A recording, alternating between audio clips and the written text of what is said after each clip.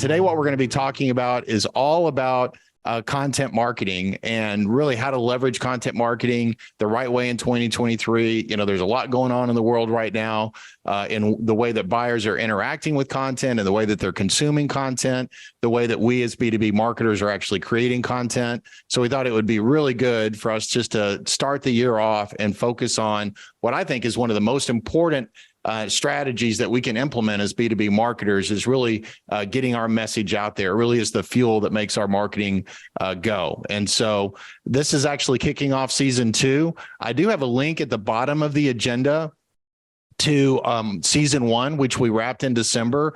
So there's a link there. You can, under resources, it'll take you to a page where you can catch all the previous episodes if you haven't been here before.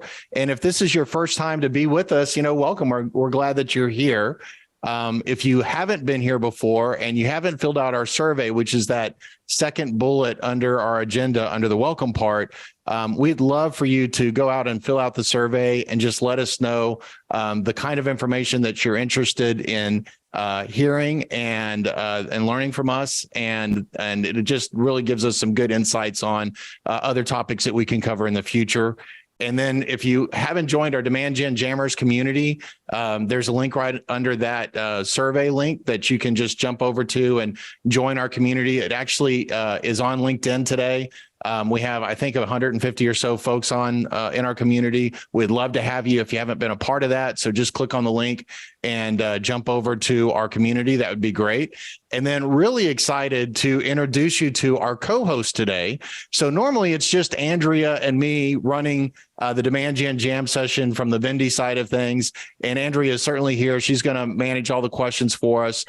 Be sure to chat your questions in chat, and we'll make sure that everybody's questions get answered. But we've got Ray Larson joining us today. And Ray and I go way back. So Ray and I have our paths have crossed many times in the past. He actually was a client of mine about 20 years ago, but has been our director of client satisfaction and client services for 5 or 6 years now, and really is kind of the driving force behind our content marketing and our content marketing strategies for our clients here at Vendy. And so I asked Ray to join us today.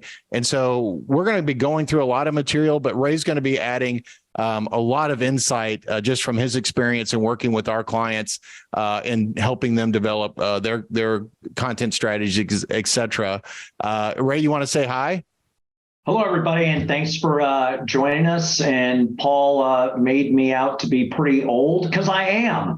So there. Yeah, you are old, but so am I. And, that's just kind of the way it is. Think about it as experience. We have lots of experience. Yeah, mine is from the School of Hard Knocks, and that's a whole nother conversation. So I like to tell the kids that I coach, I'm a high school mountain bike coach, and my own son, make new mistakes, learn from mine. So I made plenty of mistakes over the years. So let's get to it, man. Yeah, absolutely. Absolutely. So if you're following along in the agenda, take a look at follow along to actually one thing I'm just looking, I had to jump back to the agenda too, trying to do too many things at once. Notice that the last bullet under welcome says next session is going to be March 15th at 12 o'clock. There's a link to register for that. The topic says tips for getting more out of your virtual events in 2023. Well, all of that is almost true. So we are absolutely going to have our next session on March 15th at 12 o'clock Central Time. But as Ray and I were getting ready for this session today, we realized there's just too much information for us to try to cram into 1 hour. And so we're going to go ahead and actually break this topic into 2 sessions. So today we'll do part 1, and then March 15th, you guys come back and join us, and we'll do part 2. And I'll kind of walk you through when we go through some slides. I'll be sharing with you a little bit later on how we're going to break that down. So today is Content Marketing 101 Part 1, and then March 15th, we'll do Content Marketing Part 2, and we'll really focus on ideation and developing topics and things like that next month. So as we move down the agenda and actually get into the general part of our conversation here today, the first thing I wanted to do, Ray, is just kind of bring you in and ask you, hey, what are the challenges that B2B marketers are having with content marketing in 2023? Well, you hit on it earlier. Man, there is so much out there. It's a plethora of content, and this is 2023, right? We've been 23 years into a new century, and yet it's amazing in a bad way, but it's amazing in a good way as a business opportunity for us, because so many of so many people, so many companies out there are still with their content efforts that they're flooding the market with. It's all about me. It's all about them, about the solutions they provide and how great they are and how great their customer service is ad nauseum. It's just amazing to me still. And again, this is a business opportunity for B2B marketers, how the focus is still on them, and not on the client and not on the client problems and issues. That just befuddles me, but it also says, man, I'm going to be employed for a while. So, our agency is going to be busy, and we are. Yeah. And I think, touching on that, Ray, the problem that a lot of B2B marketers have, and we even touched on this a little bit before we formally kicked off today with some of the folks that jumped on early, is just building content that resonates with our audience, right? There's when we have the me problem, as you're talking about, and we're writing about us and how great we are, it really is hard for us to create content and push it out there that's going to resonate with our audience. And it also just feels like, sometimes, even though, we believe that content is the fuel that makes all of our marketing go, a lot of B2B companies struggle with what I call, random acts of content, right? It's like, oh man, content marketing. Yeah, that's a box I need to check.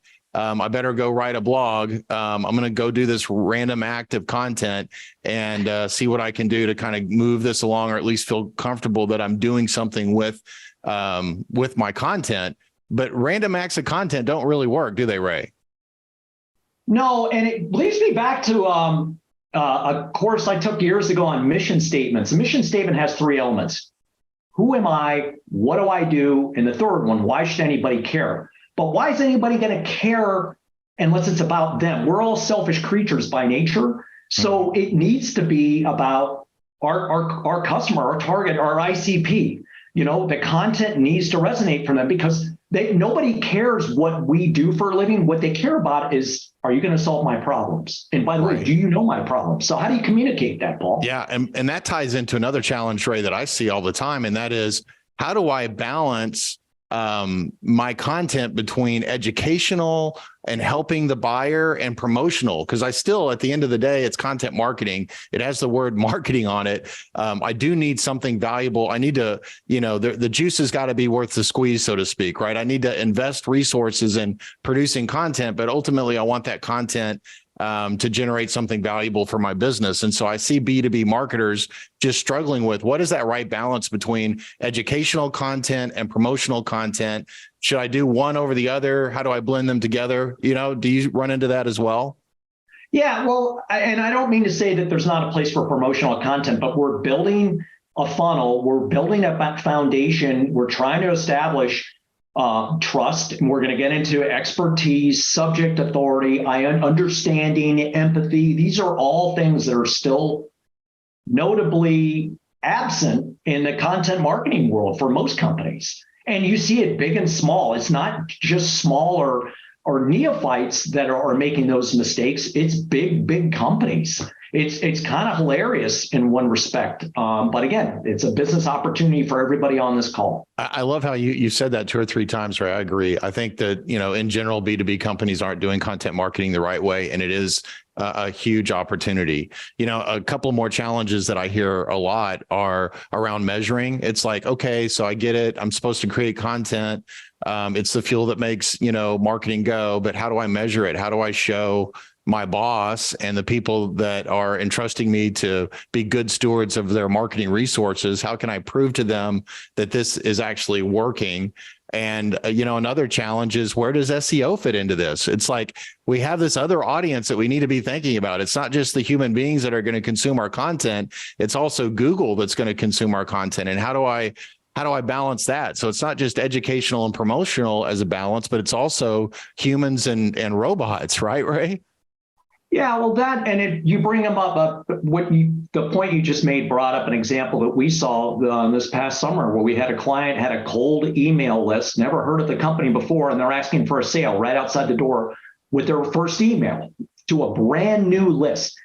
Mm-hmm. And we told them not to do it. They did it, and zero right. Revenue out of it. Of course, why would you expect something like that? But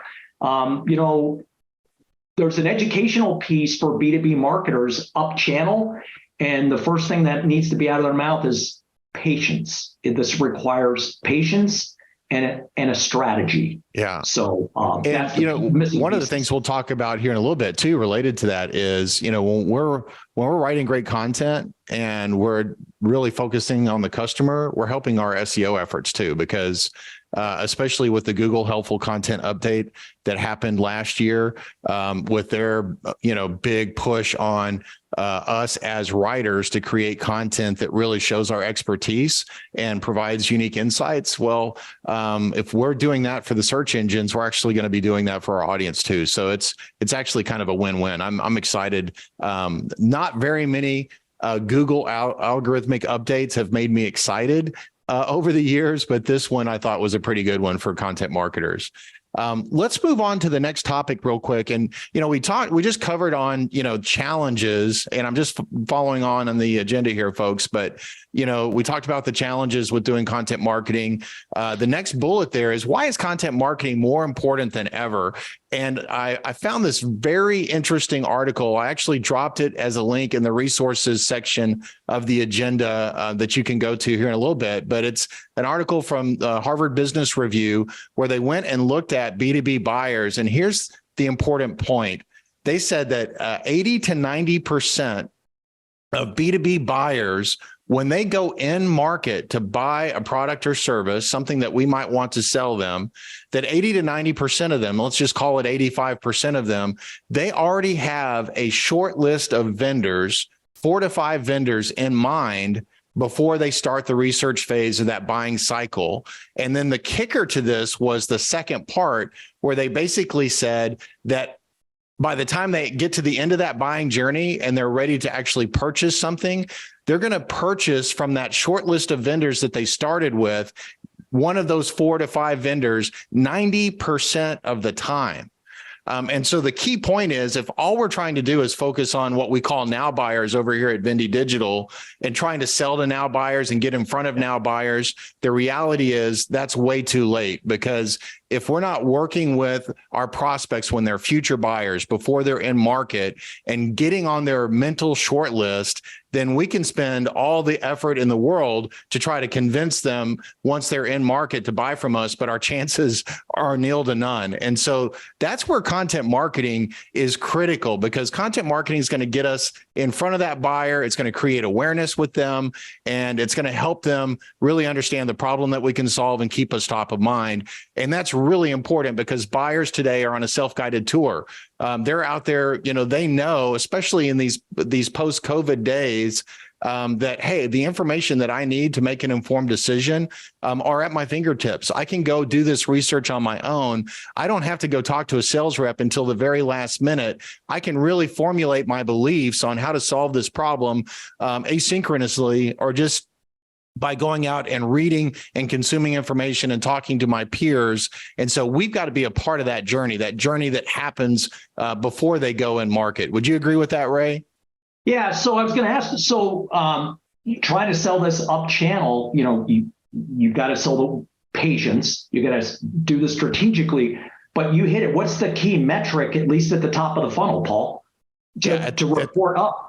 Yeah, at the end of the day, we're going to have to show our bosses, right, that it's all about, we're growing pipeline, we're creating new customers. But the reality is we can't do that, unless we're creating brand awareness, 100%. Yeah, it's all about, at that stage of the funnel. And even now with this avalanche, you've got to get your name out there, and your brand is just building that brand and building awareness, getting impressions, reporting on impressions is just key at the beginning. Yeah.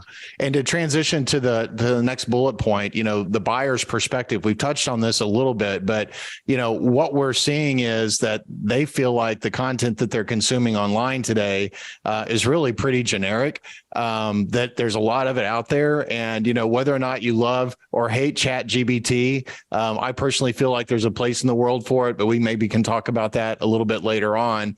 That there's going to be a lot more generic content spun up, an avalanche of it really over the next, year or so. And so, I think buyers are a little scared about that because they already feel like the content they're interacting with today really isn't that useful or helpful or insightful. And so how do we kind of cut through that noise? How do we help them, give them information that's helpful to them? They also feel like it's pretty salesy. It's like, not only is it a lot of information that I have to sort through, and not only is it kind of generic, but man, it sure seems like it's pretty pitchy.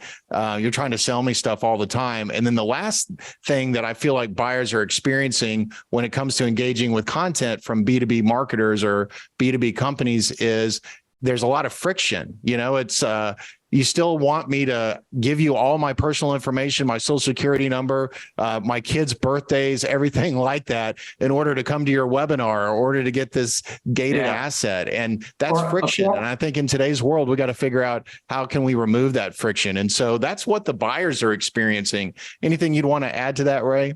No, just, filling out forms that have 5 to 7 fields. That is so last century. It's so last century. Yeah. I hate to admit it. I actually took a screenshot of one of our clients' forms the other day and dropped it in a post on LinkedIn. It was talking about this very thing. By the way, I removed their name so I wouldn't embarrass them too much, but they have like 27 fields on their form just to register for a webinar, including what industry are you in, how many employees do you have? And we've been trying to convince them for years not to do that. But their sales reps really, or their sales organization is pretty powerful over there and are pretty demanding. But just like you said, Ray, we don't want forms when we can avoid them. And we certainly don't want to have a lot of fields when we don't need them. I'm going to date myself here, but remember back in the day when we were dating person to person, there wasn't Tinder or anything, but getting a phone number was a very, very, very big deal. So, asking for a phone number, okay, but, that's a big ask. That's a big part of trust. So you've got to establish some trust prior to that. And how do you do that? You do that with content. Right. And I'll tell you what, it's also a place of commitment. If we're trying to create a frictionless buying experience and we're trying to get our knowledge and our information out there and stay top of mind with buyers, why do we want to make them make a commitment when we're just trying to educate them?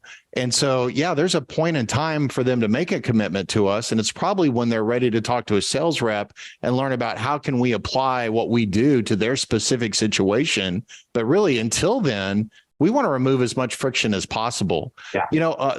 Getting on to the last point here before we jump into the slides, not only are they kind of experiencing these frustrations, if you will, but their preferences are changing, right? So, Michelle, you and I were talking about this right before we started the session, and it's like going to our website isn't necessarily where they want to learn about us anymore, right? Just a few years ago, we had this belief that our website was the anchor. It's where everything needed to be. It's where all of our content should exist. And the reality is our customers, yes, there's a time and a place for our website, but they don't want to jump from LinkedIn over to our website to get to our good stuff. They don't want to jump from social media or a Slack channel or whatever the case may be to get to our good stuff. So their channel preferences are changing. Their attention span is changing, right, Ray? I mean, it's like they don't want to read a 1,000-word blog or a 3,000-word blog anymore. They want just some pithy, useful information that's quick and actionable. And so not only are they frustrated with the content that they're consuming, but their preferences are changing, and just the style of content, where they get their content and how they consume their content. Right, Ray? Well, yeah. And you made a really good point about consuming a 1,200 or 3,000 word blog, which we recommend you do that for the pillars, the things you want to be known for. But you also have to organize it in a fashion where the key points can be pulled out by readers like myself. Unfortunately, I don't read. I have a hard time with reading these days because there's so much information out there I scan. Yeah. So, And you know what, Ray, that organizing raised, things in an SEO friendly way with H1s, H2s, H3s, bullet points, featured snippets, that's all essential to get the buyers, the reader's attention. right. And that you raised an interesting point too about preferences. We've become this on-demand society. And so we want choice. Sometimes I want to consume a piece of information on LinkedIn as a post, and I want to be able to get the essence of that information, what we call zero click. I want to be able to get the whole thing in the post. I don't want to have to go somewhere else to get the essence of it. But Ray, you got me thinking, sometimes I don't want to read. Sometimes I just want to hear it. And so one thing we've been saying a lot here at Vindy is, when it comes to repurposing and reformatting, which we'll get more into a little bit later on in the presentation, one rule of thumb is if you wrote it, say it. If you said it, write it. And then that way, if somebody wants passive listening as a way to consume your information, they can catch that on a podcast or listen to a replay of an event like this. Or if they want to read it, you've got both options available for them. Or if they want the summary or the Cliff Notes, if you will. I just dated myself, Ray. We talked about how old we are. I don't know if Cliff Notes even exist anymore, but back in the day, we had Cliff Notes. And so maybe the Cliff Note version is what you're posting out there in social media to really get the essence of the knowledge you want to transfer to them. So, that was a good discussion. I think the goal there was just to kind of give you the groundwork of what's changing in the world, our perspective as marketers, our buyers' perspective. But we want to get into the nitty gritty and walk you through how we develop strategy for our clients and just kind of share that with you. But before I go down that path, Andrea, I know that we did talk about you guys asking questions. I'm just going to open it up. See if there's any questions that have come through, Andrea, before we jump over to the slide presentation. Paul, no new questions, but one that I just wanted to cycle in was something we get a lot, which is what types of content resonate with buyers today. That is a good question. And the reality is we kind of touched on it a little bit. And that is we really need to think about all the different buyer types or all the different content types, right? From social content to long form content to blog content, et cetera. We'll actually break down that a little bit as we go into the presentation today. But one thing that we are big proponents of is developing a content flywheel. We'll get more into that in our next session, the March session, where we'll give you a simple formula for once you've figured out what your topics are, how you can create one long form piece of content that relates to your narrative, your point of view, and how you can help your customers. And then the best ways to break that down into multiple formats so that you're hitting as many people as possible. Because, sometimes somebody wants to read a post on LinkedIn. Sometimes they want to go consume a 3,000 word deep dive document that really helps them understand how to do something. So we really need, the key is not one or the other. It's really all or both. Does that make sense? Yeah, absolutely. Any other questions, Andrea, or anything else you want to touch on before we jump into the prezzo? I think we're good to jump at the moment. Okay, so what we're going to do now is actually pull up a presentation. We'll make these slides available to you once we're done. So we're going to walk through them today. And the reason for that, I normally make these available when we have our events, but we're not sure how far we're going to get today. So we'll walk you through the slides that we're going to walk through. We'll make those available, and then we'll pick it up next month with whatever we don't get covered off today. All right, so the first thing we wanted to touch on is a challenge that I run into, and Ray, you and I talked about this yesterday when we were getting ready for this session, that we run into all the time when it comes to talking with B2B marketers about the purpose of content marketing. Like, why are they doing it? And, 99% of the time when I ask someone, okay, what are you trying to accomplish with your content marketing? What is the objective? What we always hear is, I'm trying to create more awareness. I want to grow my pipeline. I want to do that. They talk about all these outcomes that they're trying to achieve, these desired outcomes.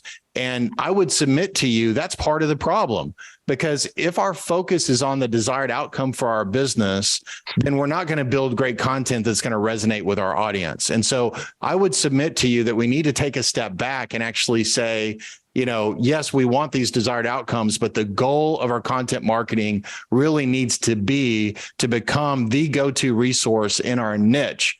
And if we focus on that, then the desired outcomes that we're looking for are actually we have a much better shot at achieving those. What do you think about that, Ray?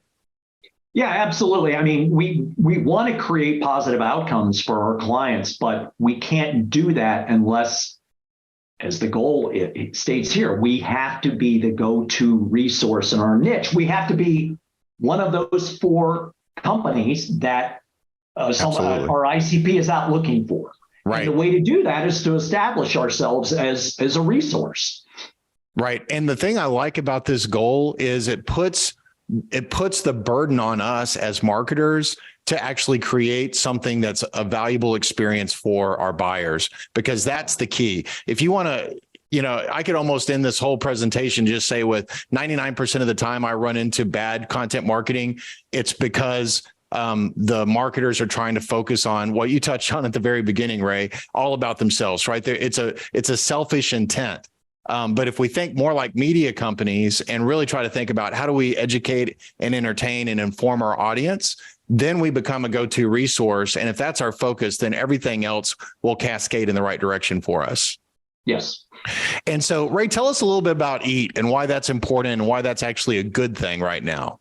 So, to become that resource, you have to get found, and you have to get found on the search engine results pages. And to get found, you've got to demonstrate algorithmically to the Google search bot. Remember, you have an audience of 2 when you're creating content: your ICP, your ideal customer.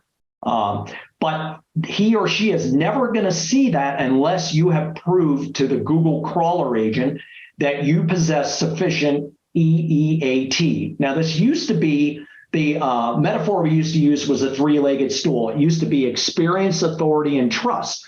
You have to establish that with your content. But Google just added a 4th leg to the stool, and that is experience. And experience means that the author has to possess sufficient experience, authority, and trust on the subject they're writing on.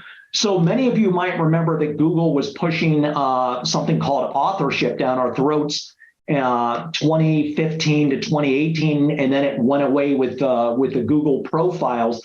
It's kind of back now. So what we're doing with all our clients is we're either creating an author page on the WordPress site, and or the author on the blog has a link to their hyperlink to their LinkedIn profile, because the crawler bot can go there, crawl, and see they have experience, whether it's on the subject that they're writing on. So this 4-legged stool, now you've got to prove it in your content, but you also have to prove it algorithmically, and that's where SEO fits in. And we'll be talking about that in some future slides here. Yeah, and the thing I love about EAT, and why we've got it at this point in the presentation, is that this really is where SEO and content marketing are colliding in a very good way. So with the Google Helpful Content Update that came out in August of last year, what Google is wanting us to validate to them is that we are experts in a handful of things, not generalists in a lot of things.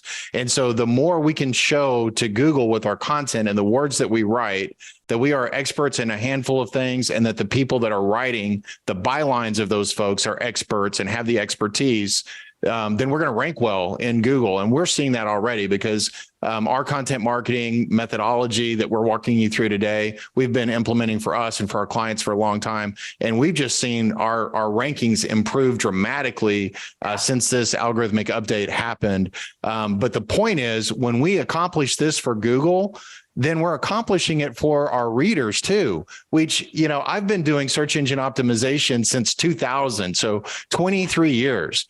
23 years ago, it was almost like you were writing for 2 totally different audiences. To make a blog rank well in Google in 2000, by the time you stuffed it full of all those keywords that you were trying to show up for, it made no sense to the reader. But in today's world, it's a beautiful thing, because an article that's good enough for our audience, that's going to be consumed and enjoyed by our target customer, is the same kind of content that's going to rank really well in the search results. Would you agree with that, Ray?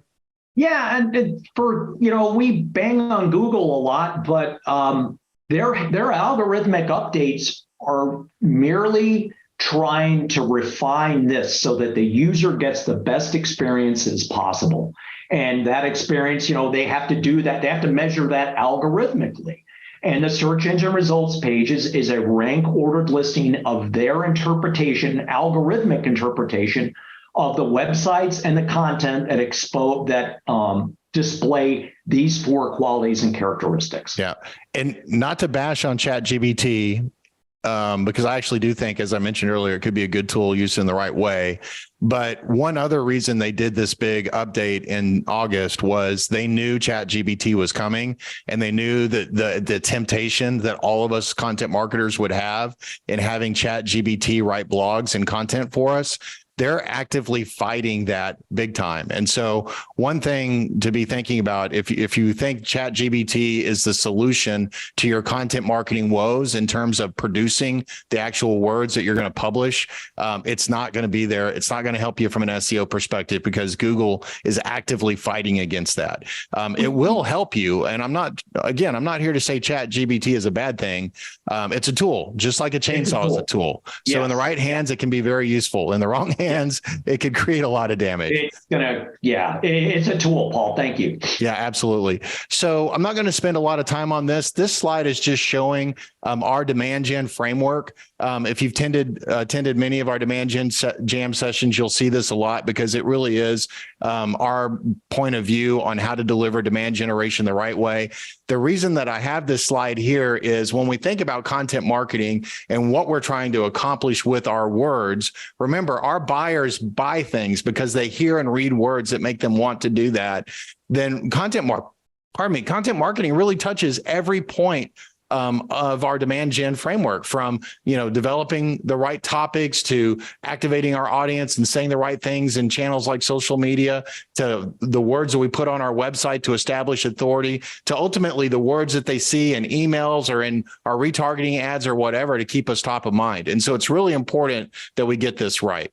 And so a couple of things that have changed in terms of the old way we used to think about content marketing and the new way. And this is going to lead us into kind of our strategic planning slides we want to share with you. This was the old way, right? So B2B marketers, hey, we need to do content marketing. There might have been a step before this, which was go run a key phrase analysis. What keywords do we want to rank for? Okay, great. That's step one. Step two, let's go write a blog. Now let's take that blog and let's post it on our website and hope that Google comes and crawls it.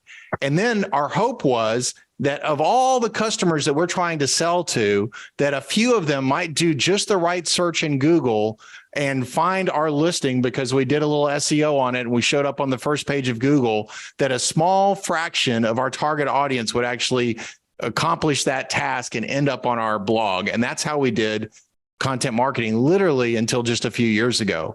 But what we're going to try to walk you through today is a different point of view as it relates to content marketing that starts with, building a good strategy. And out of that strategy, we build some really critical component, intentional pieces or assets, we call them, foundation content. And we'll get more into that here in a little bit. Periodical content, think of that like your blogs, and very topic driven, and then resources that are going to help our clients get quick wins. That we start with our strategy, we build assets that accomplish those things. We then atomize those assets so that they're repurposed and reformatted in channel appropriate ways. And then we distribute those assets out there where our buyers go to learn. So we're not waiting for them to come to our website.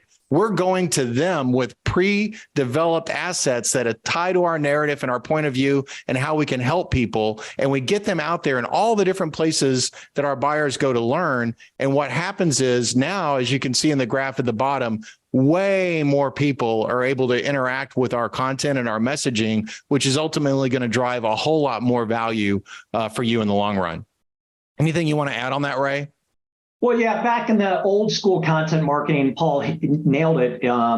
It was key words and key phrases. And the better way now is that, the Google algorithm and the machine learning, since the Hummingbird update in 2016, I believe, it's semantic search, right? It's truly semantic search, which means we're optimizing now, and this goes hand in hand with the customer experience. We're optimizing for questions, problems, and issues rather than just key words or key phrases. Yeah. So questions are a big part. Questions that your customers might have that we can answer. And how do you find that stuff out? You talk to your sales team and ask them, what are the questions you answer over and over and over? And what are the issues that they are coming to you with that you hear over and over and over? Boom, those are content ideas. Yeah. So just to set the stage a little bit, as we walk through our strategy, what we're going to walk you through is a process where you can understand what assets you need to create, how to create those assets, how to atomize those assets and get them out into the channels where your audience goes to learn. That's really what we're going to be focusing on over these next 2 sessions. And to quickly recap, if we really want to become a go-to resource for our niche customers, it starts with understanding our audience, right? You kind of touched on that. And, that's almost a platitude, right? It's almost like blanket advice, know your audience. We hear that a million times, but the point I want to make is, man, you really need to know your audience, understand, who they look like demographically, who is that ideal customer. We don't want to try to market to everyone, but we really want to market to a niche customer base so that we can segment and call them out, but we really want to learn them. I'm going to introduce you to this concept, learn about them. I'm going to introduce you to this concept that we call profile hacking in a little bit, where you just go, once you figure out who your ICP is, go to LinkedIn, stalk their profiles, learn everything you can about their likes and interests and groups that they're a part of, et cetera, to really understand that audience. And then number 2, if we want to be a go-to resource, we've got to be easy to find. That's why we've got to take that new approach and atomize our content and get it out there where customers go to learn and in the channels that they prefer. Number 3, we've got to be generous with our knowledge. That's why we need to, ungate our content, because we know buyers are frustrated by that. We also know there's buyer committees today. It's not just one point of contact anymore. It's 8 or 9 or 10 people that are involved in that process. And when we gate our content, we're keeping everybody from being able to see it, and it's making it harder to atomize it. So we want to make it super easy and frictionless for them. And we also want to help them get quick wins. One thing that I see all the time when it comes to bad content marketing is it seems like the stuff that's getting published out there kind of goes back to that whole idea of blanket advice. There's really no substance to it. The more we can generate content that when our buyer consumes it, it's made their life better in some way, something they can feel like they can sink their teeth into and get some actionable insights that will help them, the better we'll be and the more likely we'll become a go-to resource. Number 4, we want to give them a plan, or we want to have rather a plan for ongoing engagement. And so this is kind of a new plank that we've added to our philosophy over the last 24 months. And it's quite frankly, in complete transparency, why we're doing these Demand Gen Jam sessions and why we have the Demand Gen Jammers group, because what we're trying to do is extend our relationship with our target customers in a way that allows us to have a continuous conversation, making it less asynchronous, which is where, hey, you write a blog, you stick it on your website, or you write a social post, you put it out there on LinkedIn, but really try to create a way for marketing to build a relationship with key people. So having that ongoing engagement, we believe, is really important moving forward. And then number 5, Ray, I think you touched on this a little bit earlier, but man, this is a big one. We can talk about really important stuff and useful information, but if it doesn't point back to what we do and the products and services that we provide and our unique selling proposition, then ultimately we're not going to be that go-to resource. So yes and amen. Let's get some great information out there.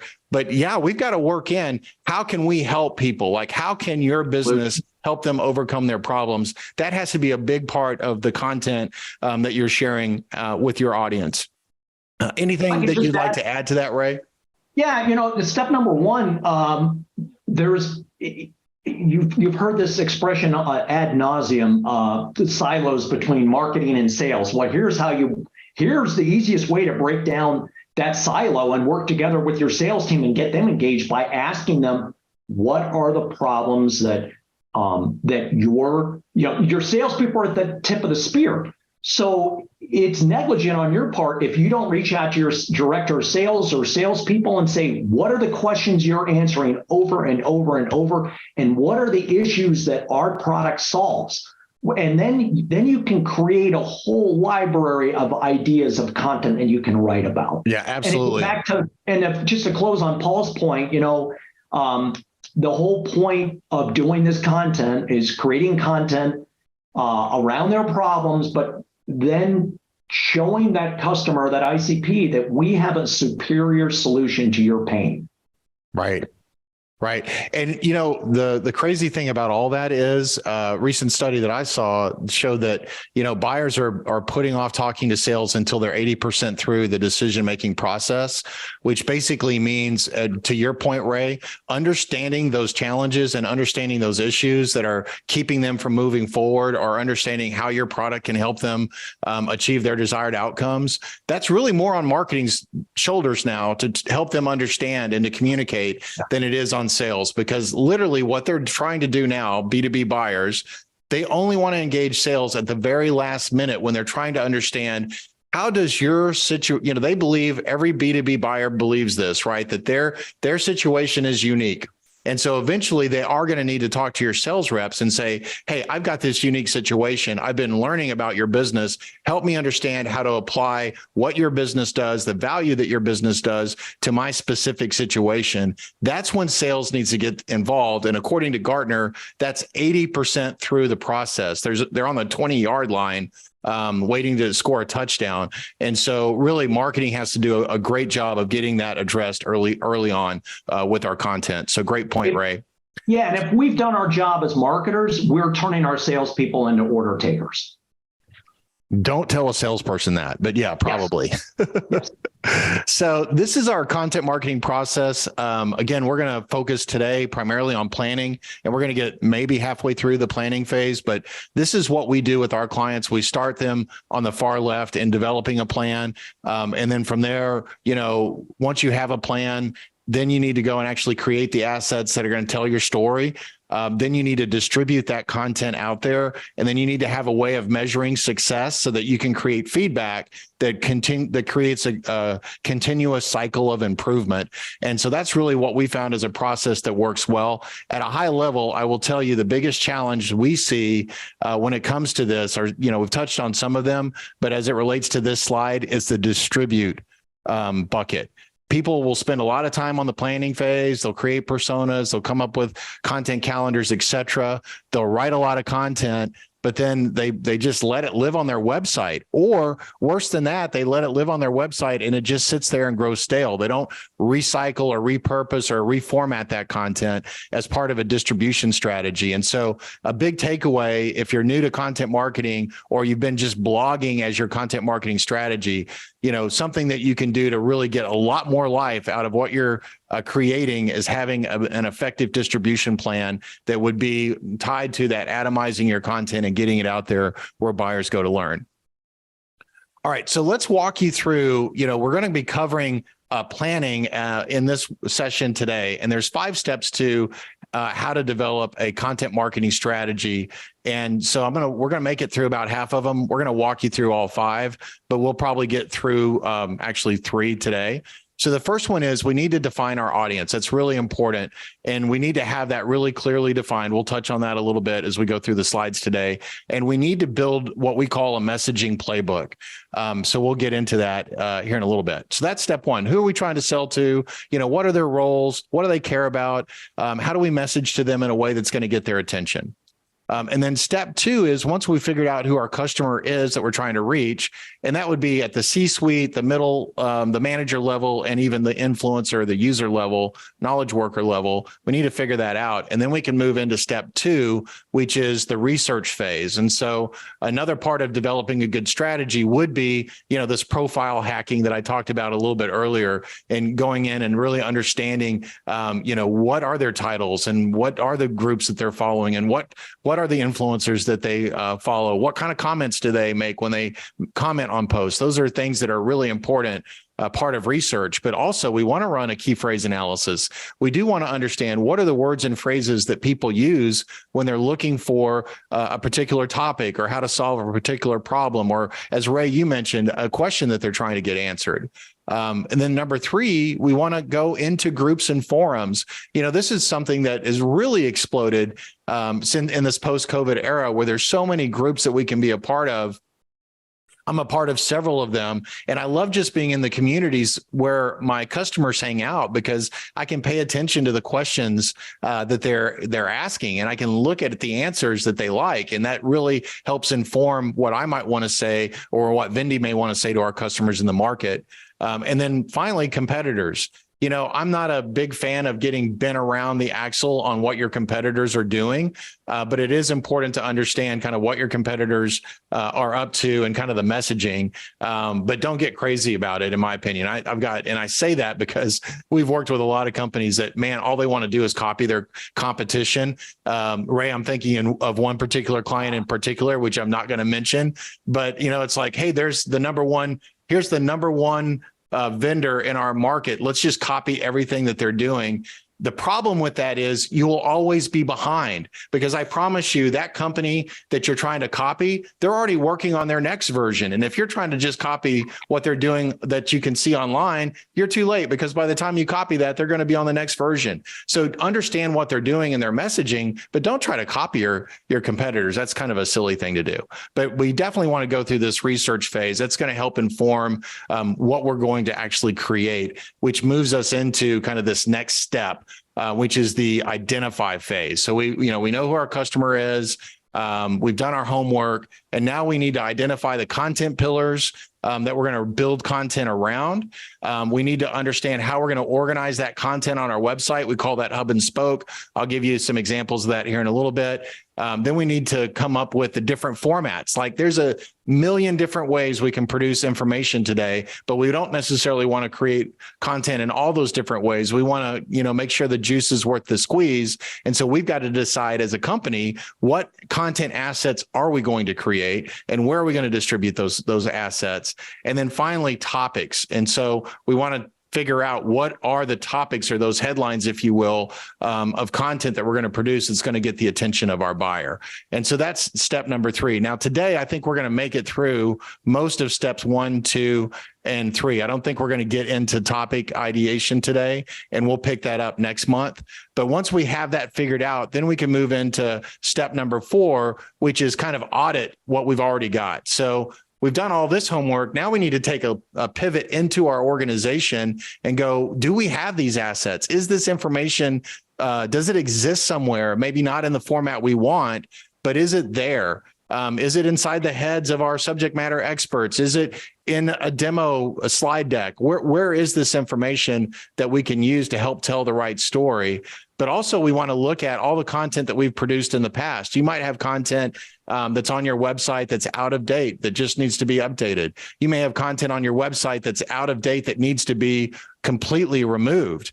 And, I'll give you a great example of that. So, with the Google Helpful Content Update, we want to be experts in a handful of things, not generalists on a lot of things. Well, 3 years ago, we were saying the exact opposite. Like, we called it concentric circles. Do you remember that, Ray? Where it was start with the core of what you do and then go 2 or 3 rungs out of that and write about those things. Well, the reality is that's actually going to not help you anymore because of this Google Helpful Content Update. So you need to go find that content that's not in alignment with your expertise and probably kill it on your website. And so that's why you need to go through this audit phase. And then finally, the last step in the process is the metric side, right? So we want to just go in and identify how we're going to measure success. That's something that's got to get figured out during the planning phase, so that when you can take the benchmarks and you can understand these are the things we're trying to achieve, these leading and lagging indicators that show us that we're heading in the right direction. Anything you want to add on that, Ray? No, I think you've got it. Let's keep going. Yeah, because we're running out of time faster than I expected. So here's just some quick examples of how this stuff works. I'm not going to spend a lot of time on this, but one way that you can measure success of your content marketing is how well you're ranking in search for important key phrases. This slide just shows you this is completely a result of the Google Helpful Content Update for us. It has done wonders for our content. And you can see for this particular topic, we actually own the top 3 organic listings for a very important key phrase for us. And I'm not going to go into the details of how we got there, other than it all started with just good content marketing 101. This next example, we're a little bit farther down. We're number 5 for B2B demand generation in Google. But right after the Google Helpful Content Update, this article shot way up. And one thing that we're really proud of, even though we're not, number 1, is we're right below Gartner. Just so you guys know, we're nowhere near as big or influential as Gartner. We're just some little boutique agency based out of Texas. But it's pretty cool to see that, one of our thought leadership pieces is actually ranking really well as a result of following the processes that we're going to walk you through. And Paul, as you would say, that's one of the things we want to be known for is B2B demand gen. Absolutely. Absolutely. And so one thing that we talk about in the planning phase was, understanding your customer and developing a messaging playbook. And this is how we develop playbooks for our customers.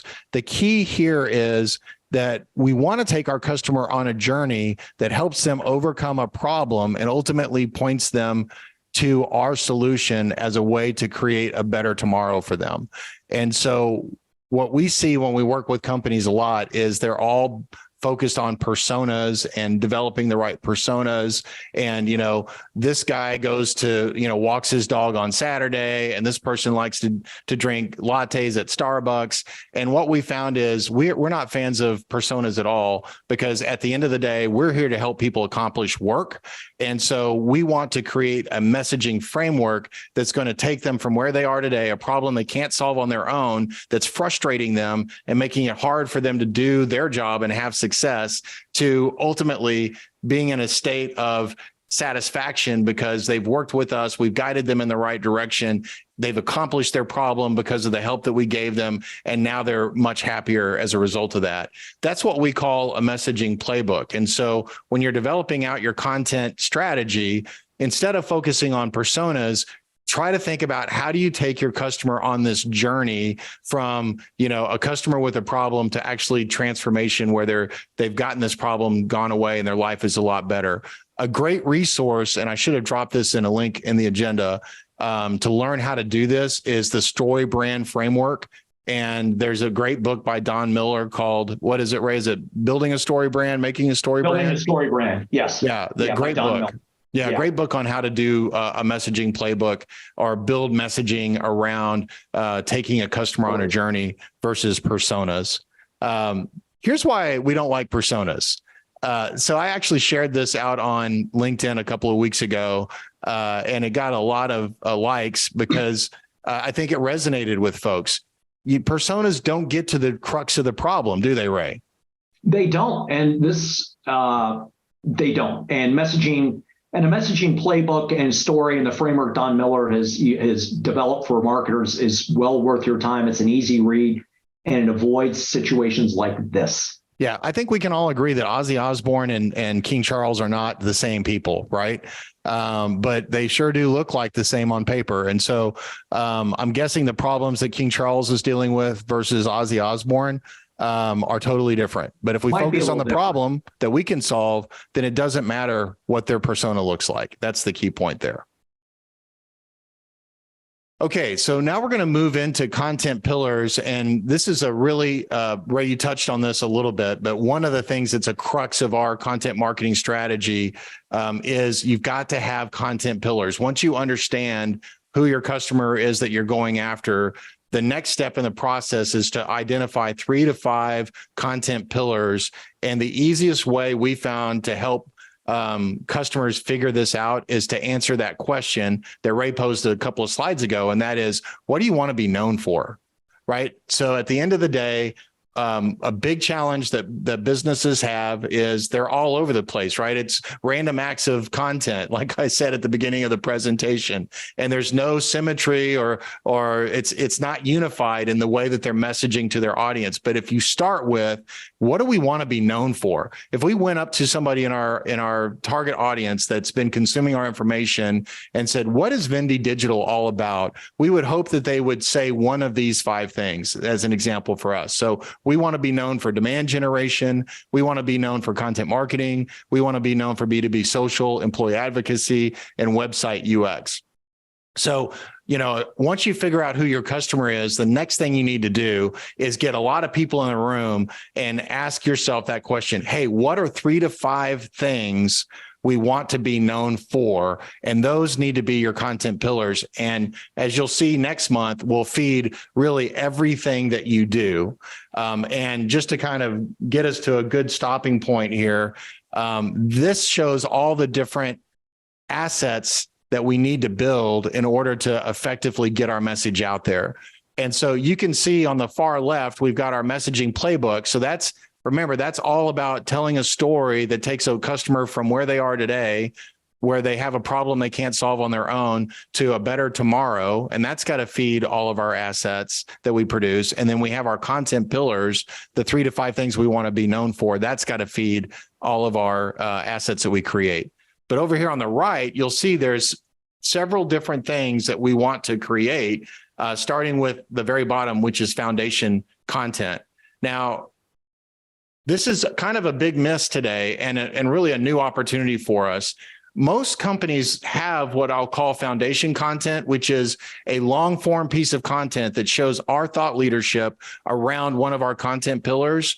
But unfortunately, for most B2B companies, that is locked into some kind of ultimate guide behind a gated wall, right? So it's a PDF guide, the ultimate guide on demand generation. I'll just make that up. But customers have to opt in to actually get to it. So we're submitting to you, once you identify those content pillars, you need to go build, a long form piece of content that really answers, your narrative, your point of view as it relates to that content pillar. And that's what we mean by foundation pieces. And they'll ultimately become part of the hub of your hub and spoke strategy on your website. From there, we move into periodical, what we call periodical. Most people would think of those as blogs, and they really are, but this is where you work in all the different topics. So foundation is about content pillars. Periodical is really all those topics related to those different pillars.